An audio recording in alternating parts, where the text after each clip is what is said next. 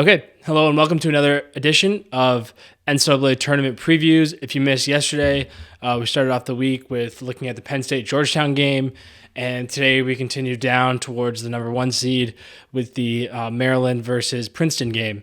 Going to be a shorter one for me. Obviously, I'm proud Maryland alum, and I also play in the PLL for Princeton offensive coordinator Jim Mitchell. So a lot of relationships for me on both sides. So I want to be pretty brief on this one. Just kind of go through some of the main points, and continue on these reviews. So first of all, want to send thoughts out to Braden Erksa and everyone at Maryland. A pretty scary incident on the weekend. Seems like it was good news. I think Maryland tweeted Saturday that he left the hospital and was feeling okay. And, kudos to the Maryland training staff. They do a great job. Anthony Benyarko and the crew there. And he was in good hands, but still a scary injury. And kudos to the team for being able to kind of soldier on through that.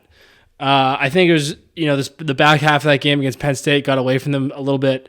I think it's really tough when you have something scary happen in the game to kind of keep going. And, I think they are capable of probably a better effort than that.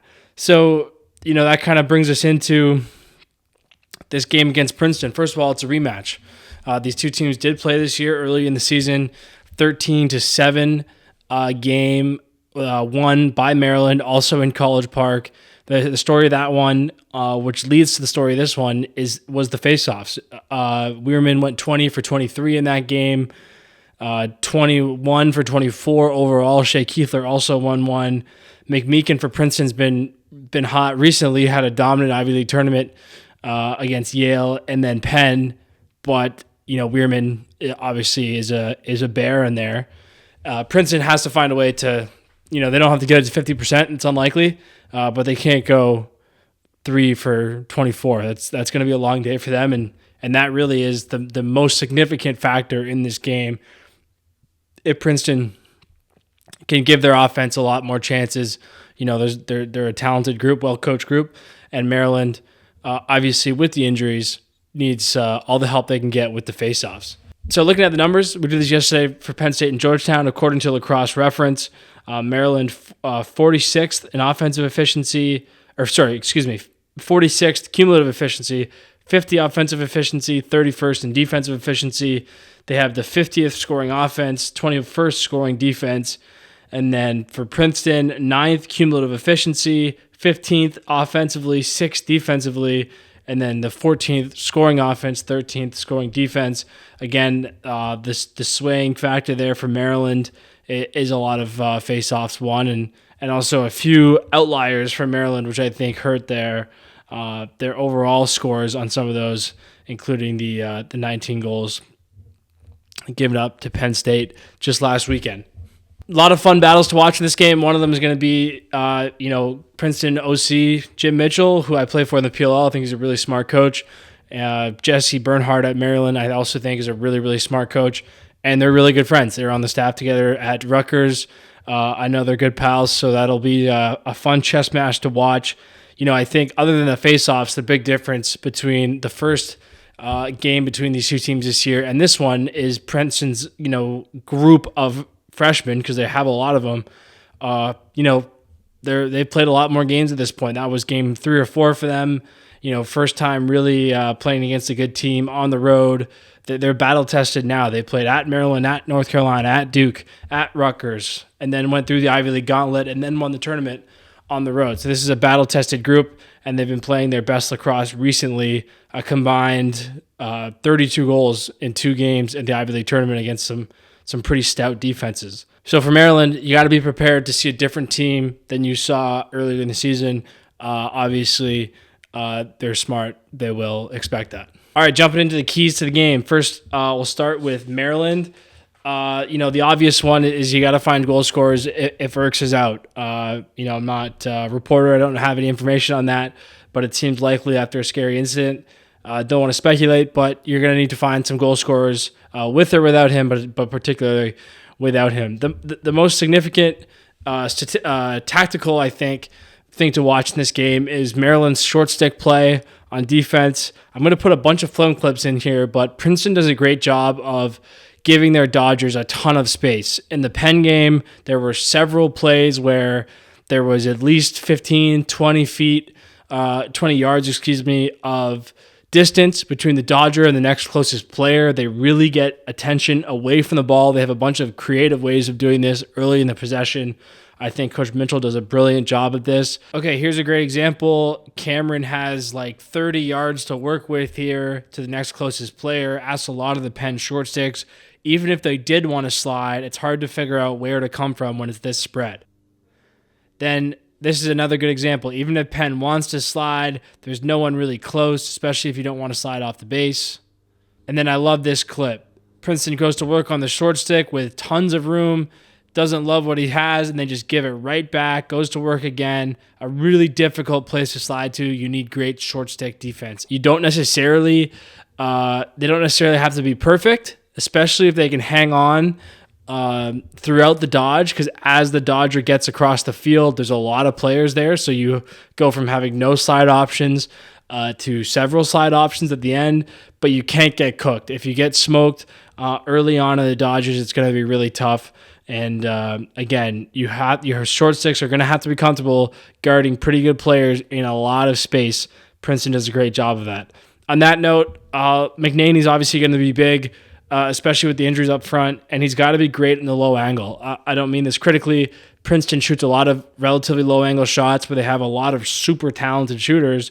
And against Penn, Emmett Carroll, arguably the best goalie, not named Entenmann in the country, especially recently, they shredded him in the low angle. It was an impressive shooting display. And again, so many talented players for the Tigers, they can hit those shots better than most teams. So Logie's got to be stout in the low angle, and he's got to kind of limit those opportunities to score for Princeton. And then offensively for Maryland, goals by non-offensive personnel are going to be huge. I'll throw the clips in here, but Weirman had an ISO from X in the game against Penn State. That was a big swing play. Expect maybe we'll see some more of that. And then Ajax scored his second of the year. Stamos has scored a couple this year. Jack McDonald can score. They have guys who can get up and down the field, especially given, again, the injuries. If they can get a few from the non-offensive personnel, that's big. And then in the set 6v6, they got to score unassisted. Princeton is not going to slide. They almost never slid in the Penn game, and almost all of Penn's goals. Well, Penn got quite a few goals off kind of scramble situations, failed clears, rebounds, etc. But most of their goals at 6v6 were getting after short sticks. And again, this was actually successful by Maryland in their early season game. I'll throw in a few clips, but Spanos had 2 in the first half, in the first quarter, where he went to work on a short stick and ended up scoring unassisted. That's going to be probably the recipe for Princeton. Teams try to slide less in the playoffs anyways, especially teams like Princeton, which have very talented poles. Mulshine is great. Billings is really good. They got guys who can kind of ruin your shit offensively. And so the path is probably going to be through the short sticks, and you got to go hard. You can't hesitate because they're not going to slide, and also you can't do slip picks. They're not going to switch. They don't want to switch. They're not going to slide. You got to set hard picks, try to create matchup changes. And then lastly, for Maryland, don't foul. Not the craziest man up in the world throughout the season, but a dominant performance in the Penn game. A lot of good players on the man up. I think a lower score probably favors Maryland in this game. One of the keys to that, don't foul. And then for Princeton, a fast start is going to be big. I think, again, a lower score probably favors Maryland in this game. And, getting out to a fast start, especially after an emotional loss for Maryland against Penn State with the injury to Urksa, it's going to be big for them if they can get out quick. The second one is clearing. They screwed up a couple against Penn. They didn't clear well really all year. They're in the bottom half of the country. They were 52nd in clearing nationally, so it hasn't been a real strength all year. Now, Maryland has this year statistically been one of the most conservative rides in the country, trying to get it to 6v6. I could see Maryland going either way. They either really trying to get it to 6v6 or maybe trying to turn up the tempo in a game when the offense is could be a bit of a slog against a pretty good Princeton defense. GM Vaccaro has been obviously really good. Maryland's going to have to shoot well that's the playoffs. I'm not a big goalie scout guy. I think low is probably better than high against Jennifer Carr. His hands are pretty legit up top. And then again, defensive transition for Princeton's going to be really big. I expect Maryland to get out and try to run. They have guys who can do it. Ajax especially, expect him to look to make some plays. He's obviously an All-American type player. Not an All-American type player. He's probably the best defenseman in the country. He's a stud and he's a beauty.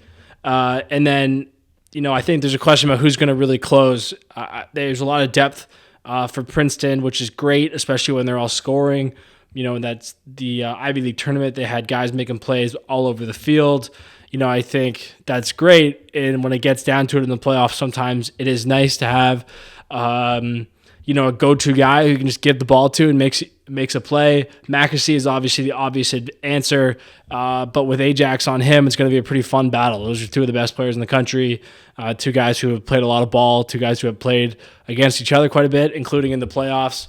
And that's what this time of year is all about is outstanding players playing desperately, and expect both guys to do that because they're both pretty filthy.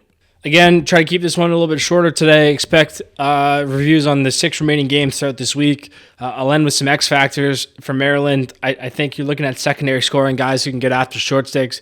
A guy like Zach Whittier, I think, could be big for the Terps, a guy who can really dodge and go to work, especially if there's no slide coming. And then I'll stay on the secondary scoring note. Tommy Barnes for Princeton was fucking awesome in the Ivy League tournament. And, if he can really give them a punch and give them some juice on that second line, I think, the Tigers will be in business here. Should be a fun one in College Park. Should be a great crowd. Two good teams, two really great coaching staffs, and, a bunch of really fun players. So it should be a great game. Looking forward to it. And yeah, hope you enjoyed this review.